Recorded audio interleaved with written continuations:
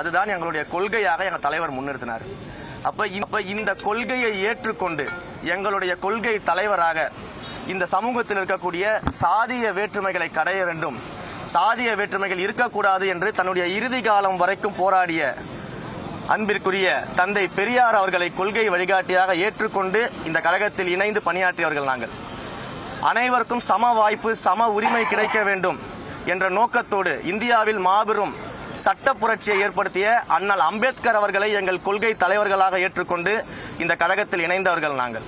எங்களுக்கு மதமோ, சாதியோ, பணமோ, இனமோ, மொழியோ, பாலினமோ எந்தவித பாகுபாடும் கிடையாதுன்றத உறுதிமொழி ஏற்றுக்கொண்டு ஒவ்வொரு நாளும் அந்த உறுதியை எங்கள் நெஞ்சில் தாங்கிக்கிட்டு தான் இந்த கழகத்தில் நாங்கள் இணைஞ்சிருக்கிறோம்.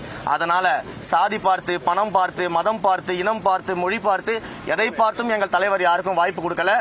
சேவை செய்யக்கூடிய மனநிலை இருக்குதா அப்படிங்கிறத பார்த்து தான் வாய்ப்பு கொடுத்துருக்குறாங்க. சாதியை வைத்து இங்க பேச வேண்டிய அவசியம் கிடையாது. மக்களுக்காக இங்க சேவை செய்ய வந்திருக்கக்கூடிய எண்ணத்தை தான் நம்ம பார்க்கணும். அவரை இப்ப போட்டிருக்கக்கூடிய அமைச்சர்களையும் மக்கள் அப்படிதான் பார்க்கிறாங்க. சாதி பார்த்தெல்லாம் இங்க யாரும் எந்த விதமான பதவிகளும் வழங்கப்படல.